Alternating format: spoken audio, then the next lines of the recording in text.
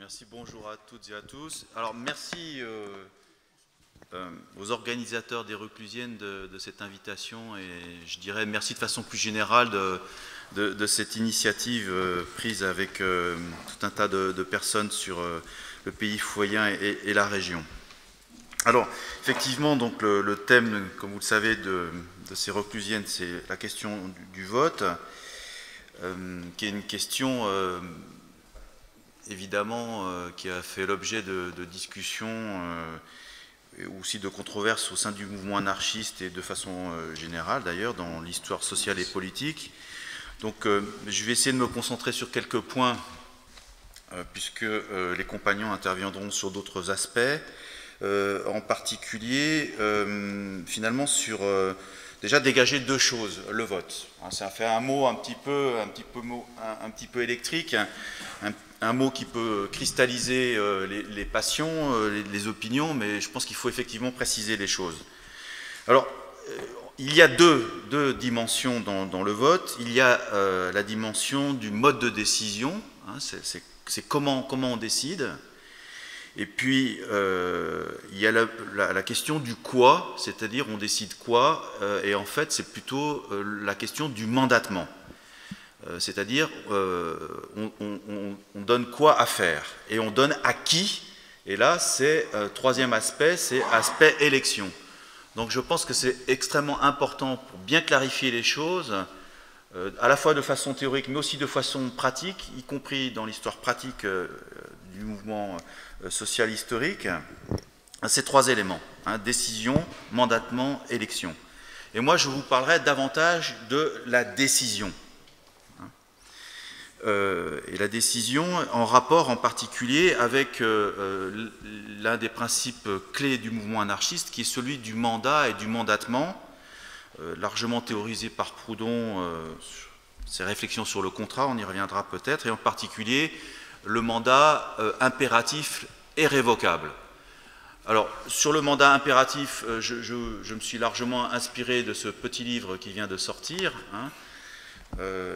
écrit par Zeinemann et qui vient de sortir aux éditions Libertaires et aux éditions du Monde Libertaire, de la Révolution française à la Commune de Paris, parce qu'effectivement, il y a toute une histoire, et c'est ça qui est extrêmement intéressant, c'est qu'il y a toujours eu, parmi nous, enfin, au sein de la société, des discussions sur ces questions-là. Ce n'est pas des abstractions qui planent, à chaque fois, c'est des choses dont les individus et les groupes se sont emparés pour discuter et avancer.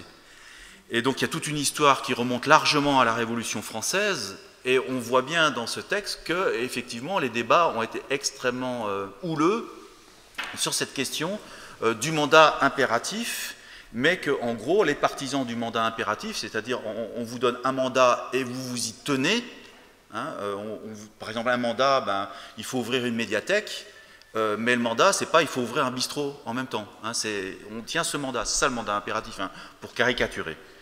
Et le mandat impératif donc, a soulevé un certain nombre de discussions et de débats, mais qui n'a pas remporté, qui n'a pas réussi, si je puis dire, puisque, comme vous le savez, un article de la Constitution française, donc la Constitution actuelle, réfute, nommément, interdit le mandat impératif. Il n'y a pas de mandat impératif dans notre fonctionnement politique et sociétaire. Autrement dit, en revanche, les chèques en blanc, oui. Parce que c'est le contraire du mandat impératif, c'est le chèque en blanc. Non. Alors, le mandat impératif est révocable. Révocable, c'est-à-dire que si la personne qui a été mandatée, homme ou femme, ne tient pas le mandat, donc le groupe mandataire, la révoque. Alors, je le dis tout de suite, cette question de révocabilité qui est agitée un petit peu comme un mantra par le mouvement anarchiste, c'est probablement la chose la plus difficile à mettre en application, y compris à l'intérieur du mouvement anarchiste, puisque effectivement, on mandate quelqu'un, et puis après, quand on voit que le travail n'est pas correctement fait, c'est là que ça devient difficile de le dire, et surtout après de pratiquer la révocabilité, parce qu'effectivement, il y a des questions de personnel, des questions d'orgueil, des questions de ce type-là. Donc ça dépend du degré de maturité de l'organisation, ça dépend aussi du degré de maturité des individus et de la société en général, parce que dans une société qui n'a pas l'habitude de fonctionner collectivement ou par consensus, par exemple, ça devient effectivement assez difficile. Alors, sur cette question donc, du mode de décision au mandatement, je pense qu'il est aussi extrêmement important de ne pas les découpler du contexte. C'est-à-dire qu'une fois de plus, c'est un petit peu les débats qu'on a eus hier au café GGO, j'allais dire, sur Élysée Reclus, c'est-à-dire que les principes sociétaires ne sont pas des principes qui planent dans le ciel et qui nous descendent, que ce soit par la Bible, le Coran, le Talmud ou que sais-je encore. Ce sont des choses donc, qui ont été construites, qui reflètent une évolution de nos sociétés et qui reflètent des époques. Alors pour le mouvement anarchiste plus spécifiquement, on peut dire que la question du vote de façon générale est devenue un point d'achoppement, un point de cristallisation à l'issue de deux traumatismes. Le premier, je vais très vite, qui est celui de la Commune de Paris avec son échec, et ça a été dit dans le film de Nicolas, 30 000 morts, il ne faut pas l'oublier. Donc ce n'est pas seulement le traumatisme de l'échec, c'est le traumatisme de la mort et le fait que tout ça a un prix, a un coût. Hein, et les peuples, je pense à l'Égypte, le paient toujours, ce genre de choses. Et le second traumatisme, qui est peut-être le plus important, plus spécifiquement parlant, eu égard au mouvement anarchiste, c'est le fameux congrès de La Haye, de l'AIT, en 1872, qui voit l'exclusion de trois personnes, donc Bakounine, James Guillaume et Adhemar Schwitzgebel. Et cette exclusion a été rendue possible par des votes, et en amont par des tripatouillages, on va dire ça comme ça, de délégués et de qui vote et sur quel mandat, etc.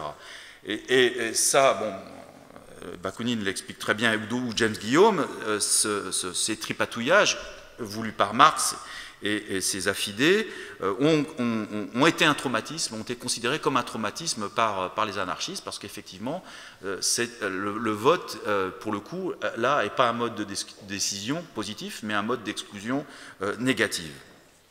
Du coup, mais peut-être que les compagnons rectifieront ou préciseront les choses, le congrès de la Haye et donc l'exclusion, alors pas seulement de ces trois personnes, mais de toutes les fédérations qui ne se sont pas reconnues dans ce processus, donc qui ont amené à la constitution de l'internationale anti-autoritaire et ensuite à la constitution du mouvement anarchiste spécifique, a cristallisé donc sur la question du vote, mais sur la question aussi du Conseil général et par conséquent de qui décide du pilote dans l'avion, pour dire les choses très très vite. Et il y a eu très rapidement une méfiance vis-à-vis de tout organe centralisé, exécutif, décisionnaire. Et il est probable, alors après ça se discute et on n'est pas forcément tous d'accord, et tant mieux, que du coup, les compagnons de l'époque ont placé le curseur trop de l'autre côté, c'est-à-dire en récusant trop de centralité, trop d'exécutifs, etc., en sont arrivés à des postures hyper décentralisatrices avec des organes exécutifs relativement faibles. Ça s'explique par ces épisodes-là. Et puis,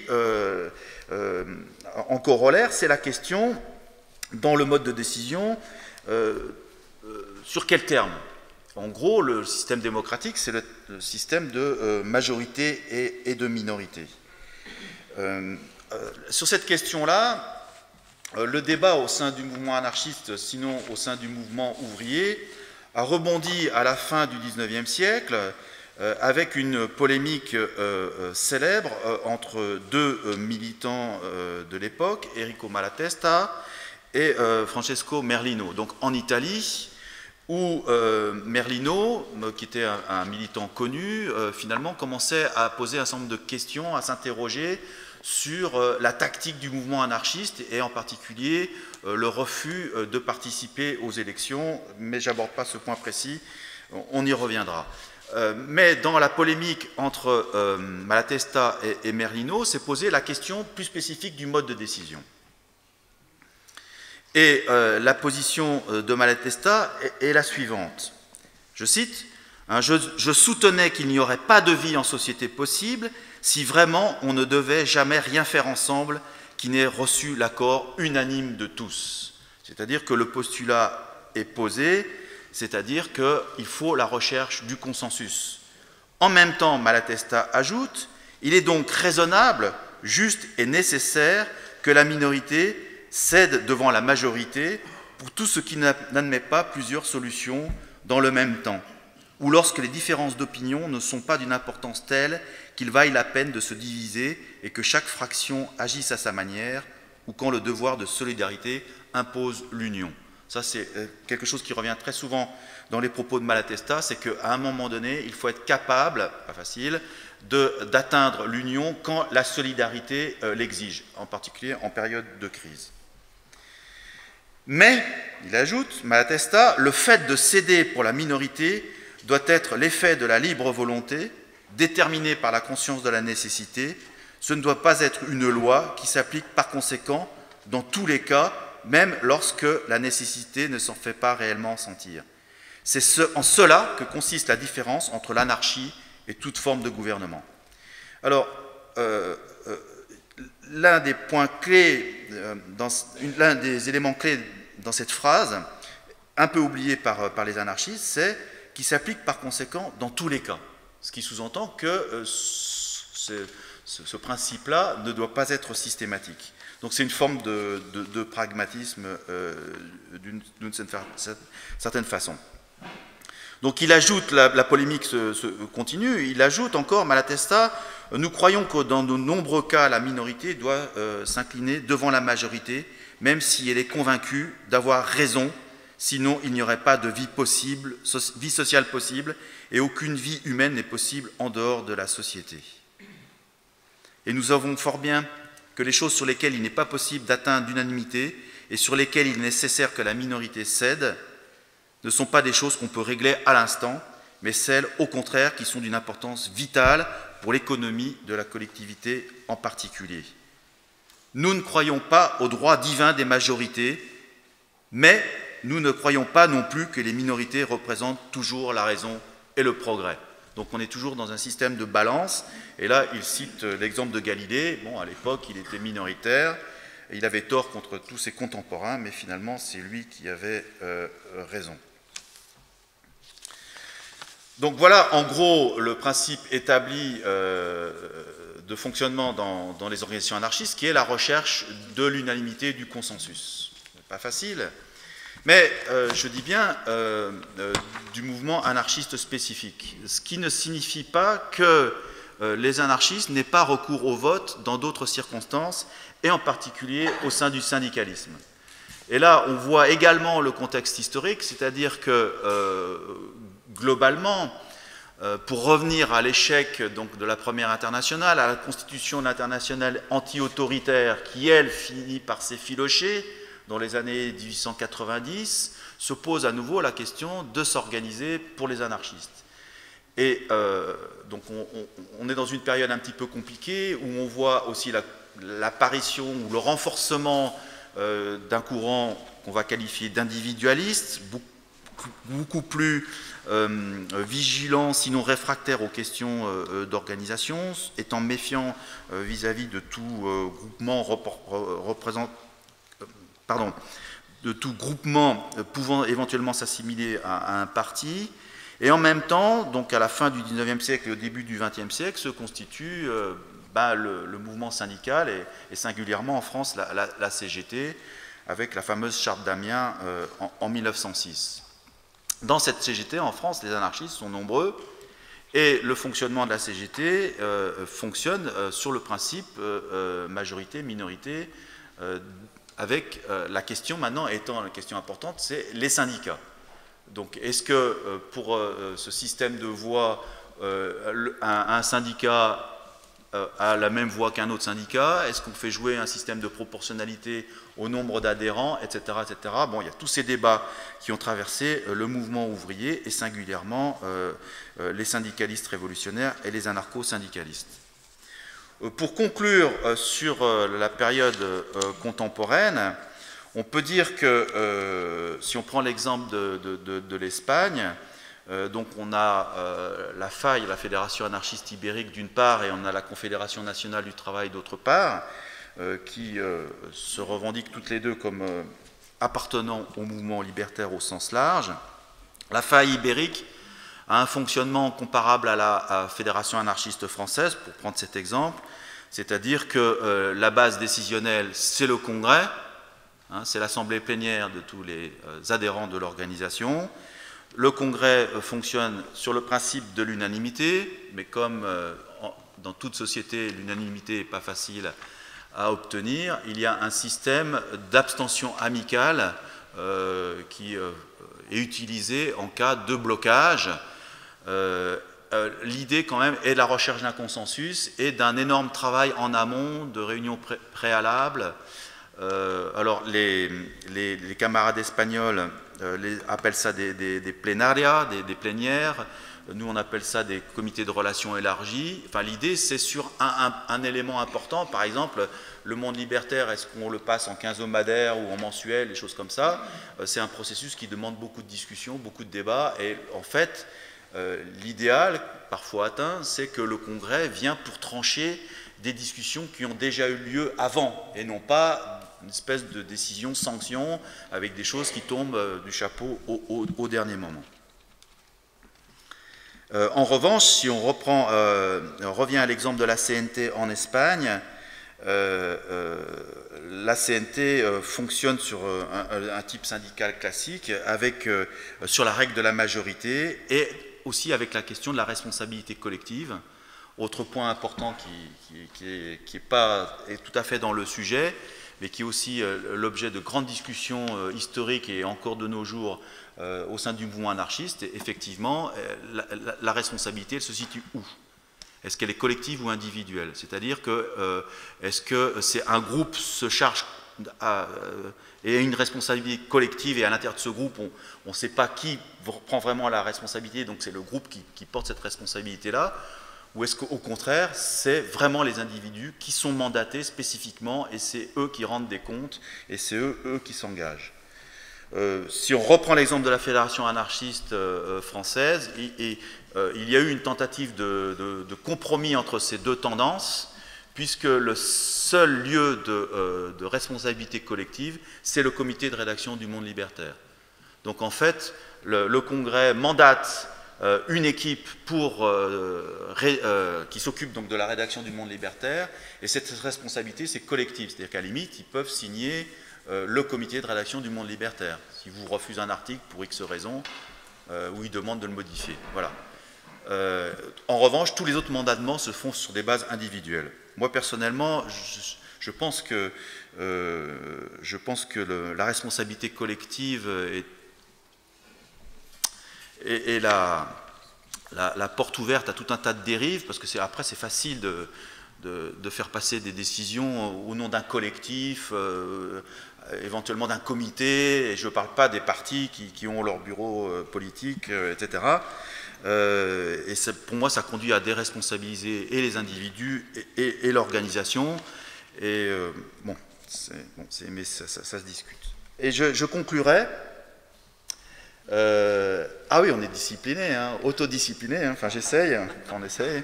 Je conclurai en disant que finalement, il y a un côté un petit peu technique dans ces discussions sur comment décider, unanimité, pas unanimité, quel type de mandatement, mais il ne faut pas oublier l'essentiel, c'est la finalité. Et la finalité est par conséquent la nature de l'outil. Et je pense qu'il y a beaucoup de confusion, y compris à l'intérieur du mouvement anarchiste, et on n'est pas forcément d'accord sur la nature de l'organisation que nous voulons. Et en fait, pourquoi, là je vais très très vite, pourquoi il existe finalement des fédérations anarchistes spécifiques dont la nature est de regrouper des individus qui se considèrent comme étant anarchistes et qui de fait se reconnaissent les uns les autres sur cette base-là. Quelque part, et c'est le principe des minorités agissantes, on sait pertinemment que les anarchistes ne sont pas et ne seront pas majoritaires. Mais ce n'est pas forcément le problème. Parce que précisément, en revanche, l'aspiration à la liberté et à la justice, on peut considérer, je pense de façon légitime, qu'elle est majoritaire dans toute société. Et on le voit bien, qui est drapeau noir ou pas drapeau noir, qui est l'utilisation du mot anarchisme ou pas. Et à la limite, peu importe. Hein, je dis toujours, l'anarchie n'appartient pas aux anarchistes. En revanche, l'anarchisme, oui, c'est la constitution par les anarchistes eux-mêmes. Donc, effectivement, on se retrouve toujours devant une relation entre l'organisation supposée de masse, a priori le syndicat, et une organisation plus spécifique, plus réduite, qui a priori a plutôt une vocation de débat, d'idées, de propagande, bon, c'est le terme un peu classique qui a pris un sens un peu négatif, et d'expérimentations diverses, dont on peut espérer qu'elles seront reprises par des mouvements de masse plus importants. Merci.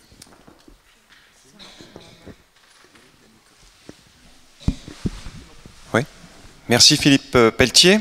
Donc maintenant la parole est à Federico Ferretti.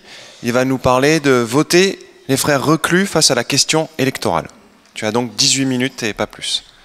Ok, on fait partir le temps.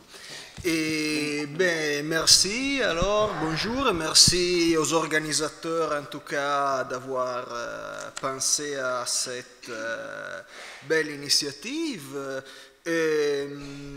Moi, j'ai pensé pour cette occasion que comme on est à Sainte-Foy-la-Grande, aux Réclusiennes, et on parle de la question du vote, il serait intéressant de voir comment ça marchait cette problématique chez les Reclus à son époque, d'après des sources.